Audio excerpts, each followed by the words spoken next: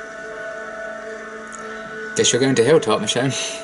Selena's still here, right? As far as I know, why? Wonder if she'll recognize me. It's been a while. I'm taller. Like bigger, you know? You're adorable. No, I'm not. Henry has a crush on Unless Enid. Enid's adorable.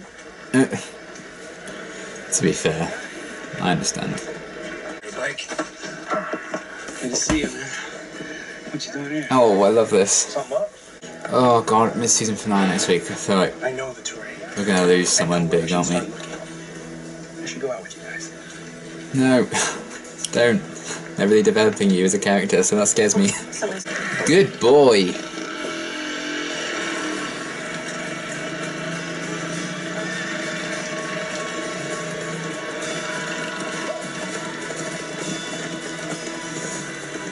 Oh, look at him go, or her. If the dog dies, saddest death in Walking Dead history.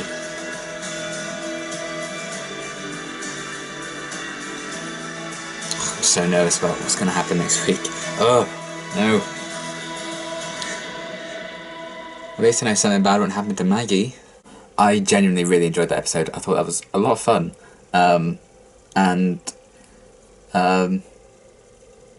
Maybe slow-paced, but I actually quite liked that approach. But I do tend to. Kind of like, to compare it to a game, Red Dead Redemption 2 has not long been out. And that's kind of a very slow-paced game, and I really love that about it, and that's kind of why I love The Walking Dead. But yeah, that was a really cool episode, I really liked it. I feel like we've got a lot of advancement and really cool setup for the mid-season finale, which I don't know why I'm so nervous for it, but I genuinely am. So I feel like we're probably going to like meet the Whisperers. I don't know a lot about them, so I'm excited about that.